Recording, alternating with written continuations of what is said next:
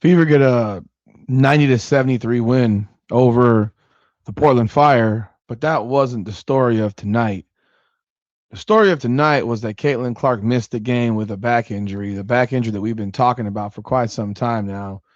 As we've watched her in the back brace, we've watched her sitting on the blue cushion, and even tonight, watching her sitting on that same blue cushion, even while she's out with a back injury that they claim didn't even exist.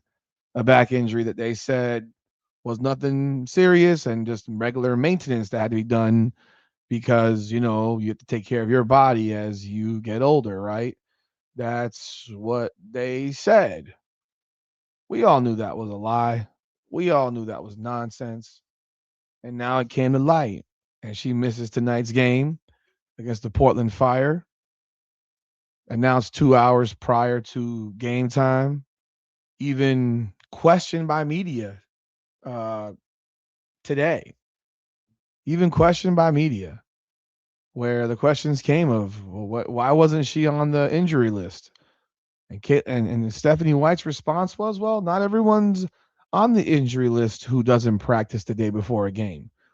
Well, that seems a bit much, Stephanie, because most people would probably be on an injury list if they're not practicing the day before a game. And I don't know, maybe it's also told to the media that such and such person wasn't going to practice or didn't practice because, I don't know, that's the truth. And truth with the Indiana Fever organization clearly doesn't seem to be something that works hand in hand. But again, we find out 2 hours before the game. I found out like 30 minutes before the game, actually, when I did my video on it. And it's a very disappointing situation because you don't know if she'll be able to play on Friday. You have no idea, and neither does Stephanie White. She told us just the same. She told us in the press conference. She doesn't know because she never seems to have any idea what's going on with the medical situations of her best player. I mean, it's the same old story every single day. And while you might celebrate a 90-73 win, the reality remains that most of us don't give a shit about this actual team. Most of us only care about that player. Where's the jersey number 22? Most of us only care about that number 22. The rest of the players are just part of it, and we've embraced them, and as we've chosen to embrace them. But when it comes down to it, if one of them wasn't playing, we would still excitedly watch the basketball game. But when she's not playing, we're just there. That's it. We're just there. And in my case, falling asleep in the first quarter because it was that goddamn boring. But let's talk about what's going on here. Hit the intro.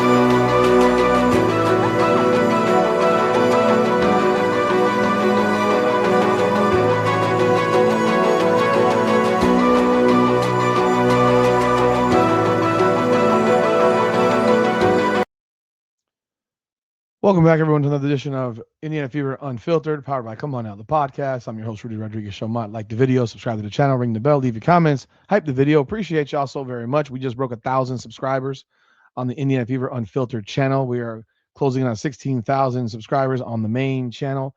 So I greatly appreciate y'all continued support of both of the channels as we continue to produce the best content that we can for you.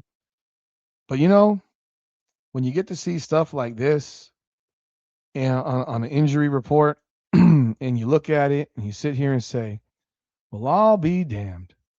I'll be damned. That Fugazi injury that y'all claim didn't freaking exist. Y'all told us wasn't an injury, and here it is right there, and you see it, and it says no injuries yesterday. Even though Caitlin Clark didn't practice, no injuries. And yet, here you go, status update. Caitlin Clark back is out today. This was today at 5:20 p.m. And you know what happens when you see something like that? You're like this.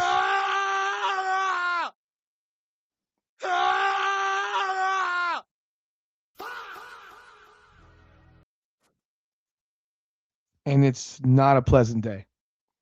Because now it's like, what am I actually getting ready to watch a game for? Because I don't care about watching this team. I care about watching her. And I think it's so abundantly important for people to understand that that's really what everybody cares about. And then you see certain of these Slurp FC channels that come around and sit here and say, oh, it's the Fever. No, it's not. You didn't build your channel on fucking the Indiana Fever, because if you did, you would have already had an Indiana Fever channel. No, you built your content based on Caitlin Clark. You did that. And then when Caitlin Clark doesn't play, guess what? You want us to sit here and not say anything about something that's been right in our face for the past month, where we saw Caitlin Clark in a back brace in the preseason, sitting on a blue pad in the preseason, and got told all kinds of garbage about how, oh, it's just regular maintenance for your back. That's what we've been told. And really never been, then the media in Indiana has never really asked the true questions that need to be asked because they're mostly puppets. But if she doesn't practice the day before a game, I'm going to presume that she's not going to play. Because you want to know what? When I came up, the way I came up playing basketball, people, the way I came up playing sports, if you didn't practice the day before the game, you didn't play in the motherfucking game. But apparently in the WNBA, you don't have to practice to play. But we really know that's not the case, because you do need to practice to play. Because even Aaliyah Boston was practicing yesterday. And what happened? She played today. She played. So don't give me the bogus crap about you don't need to practice to play, because you damn well do. And they have told that to us over and over and over again. In fact, Stephanie White said all that stuff when Monique Billings was coming back from an ankle turn. Well, she didn't practice yet. It's been said over and over again. Lexi Hall, the hamstring. Well, she hasn't practiced yet. You can't play until you practice. And if you're dealing with a problem with your lower back because you need to have constant adjustments, or because you woke up on the wrong side of the bed and you woke up in the morning and you know what, your back just didn't feel right, we all know the reality was it wasn't this morning. It was probably yesterday. It was probably Tuesday. And that's why she didn't actually practice.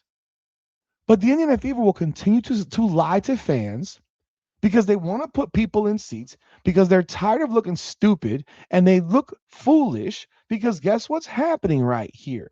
They're having a game in which they're at home on a midweek game, and they had 7,000 available seats yesterday in blue, standard retail seats. So if you don't tell people that Caitlin Clark is out, well, then people might still keep buying tickets. And then what you're going to do is you're going to tell them at 5 o'clock or 5:20, announce it then, and then what happens? They've already bought the tickets, because the upper deck tickets are going for dirt cheap, $10, $11, $8. And you have an announced attendance of 14,010. I promise you this, that building did not have 14,000 people in it. I saw videos and pictures of that building. That building had 7,000 easy empty seats. You want to know how I know? I used to go to Heat games all the time, and every one of their games is sold out. But none of their games were full because people just don't go. And when you find out that Caitlin Clark's not playing, well, you know what? I'm going to turn my ass back home and go home. I only paid $10 for this ticket. I'm not going to go in there and pay concessions and pay for parking and do all this stuff to not watch Caitlin Clark play.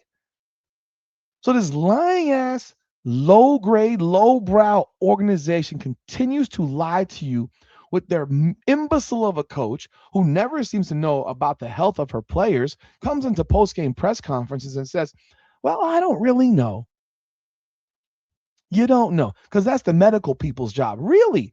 You're the coach of the goddamn team, and you're not asking the question about your best player. Really? or you really just don't want to know because you know the answer is that she ain't right now, apparently. There's something going on right now, apparently. As it's been going on because you said that back injury meant nothing. You said it's just regular maintenance, day-to-day stuff. But instead, now it's that she woke up tight. Her back was tight.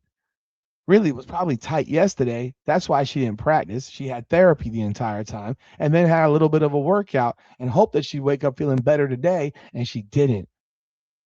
She did not wake up feeling better because people that know anything about back injuries, they can come up at any time, especially if you have a back situation. Those back situations can pop up at any time. So you might sleep a certain way, like, oh damn, something's not right. Now I'm gonna sit here and I'm gonna let all the people know who think that who've made allegations of ridiculous point shaving. Y'all need to stop that noise. That's just ridiculous. And on top of that, I'm gonna go on this one too. They're not suspending Caitlin Clark. They're not holding Caitlin Clark out. Give me a break. Caitlin Clark's a competitor. Caitlin Clark knows that her back ain't right. She knows. And she won't say it. She hasn't said it and she'll never say it. Because then it reveals weakness. Right now, if all you do is say, "Oh, it's nothing big. There's no big deal. It's just Cairo stuff." But we're not dumb. Professional athletes don't walk around with back braces or heating pads. They don't walk around sitting on blue pads every single game. What is it about that Tempur-Pedic butt pad? I mean, is there a problem sitting on a regular chair? I'm sitting on a regular chair right now. I don't need a butt pad to sit on a chair.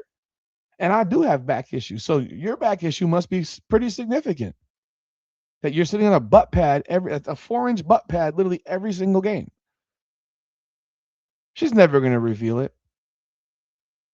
And we know Stephanie White won't either because there's financial gain for the team in not revealing it.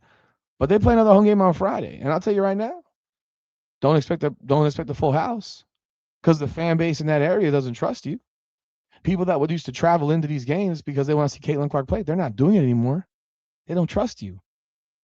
Now, it's great. They won the game 90-73. They dominated. Let me give a shout out. Lexi Hall, 16 points, 4 for 4 from 3, 4 for 4 from the line, 8 rebounds. I wish I'd seen it because I was barely paying attention to this game because I really couldn't have cared less. Honestly, Aaliyah Boston comes back. She's wearing a leg sleeve. She doesn't wear leg sleeves. Now, apparently, she's wearing leg sleeves because now we know that she has a left leg injury. That's the injury. It's the left leg, if I'm not mistaken. Yeah, pretty sure it's the left leg. Because that was the leg she was wearing. Whatever leg she was wearing that leg sleeve on, that's the injured leg. So she's wearing a leg sleeve now. So now we know what leg. Now we know what leg is bothering her. She had 21. She had 24 points in 21 minutes, 8 of 11, 8 rebounds, 5 turnovers. She found out what handling the ball means. When you have to handle the ball more, guess what? You're going to turn the ball over more. She did that. Trying to play point forward. She can't. That much I did see. She can't play point forward. She did hit a couple threes. Kelsey Mitchell played 28 minutes at 21.6 of 11. She finally got a couple of rebounds, plus 4 assists. Miracles happen. And then Raven Johnson off the bench, who should have started at point guard because, I don't know, you drafted her to be the point guard. You drafted her as a point guard, and you started Ty Harris, who scored 0 points on 0 of 6 shooting and 0 for 4 from 3. She did that 7 assists and no turnovers. I'm sure everyone's going to sit here and say Ty Harris be the starter now. I'm sure there are people out there will be saying, "Oh, you see, you see." Give me a break. But Raven Johnson plays 22 minutes, has 9 points. She takes 12 shots, 3 of 12, 1 of 8 from 3, 3 turnovers, 1 assist, 3 rebounds. Brutal. Why is Raven Johnson taking 12 shots ever in her life, let alone taking 8 threes? I mean, I didn't even see the game. Like I said, I was barely paying attention, but I did see a couple of her bricks. One was a complete boulder. Another one was an air ball from the corner that was missed by 4 feet. But again, why isn't she playing point guard? She's a goddamn point guard. Why is she standing in the corner waiting for a jump shot? She's a point guard. She's and an offensively not very good one. So we know what her job is to distribute the basketball. Why isn't she doing that job? Another example of complete incompetence of this basketball team. They're winners, 90-73. Caitlin Clark is on the sideline. We don't know when she'll be back. Hopefully she's back Friday, but don't expect it. Don't be shocked if she sits out Friday. Quite frankly, I'll tell you this. If she's actually hurt, like legitimately hurt, she needs to sit out until she's ready to go. I don't want to watch. I don't want to have to watch an entire season of Caitlin Clark walking around with a back brace and a butt pad every single day. I don't want to see that. I don't want to see it.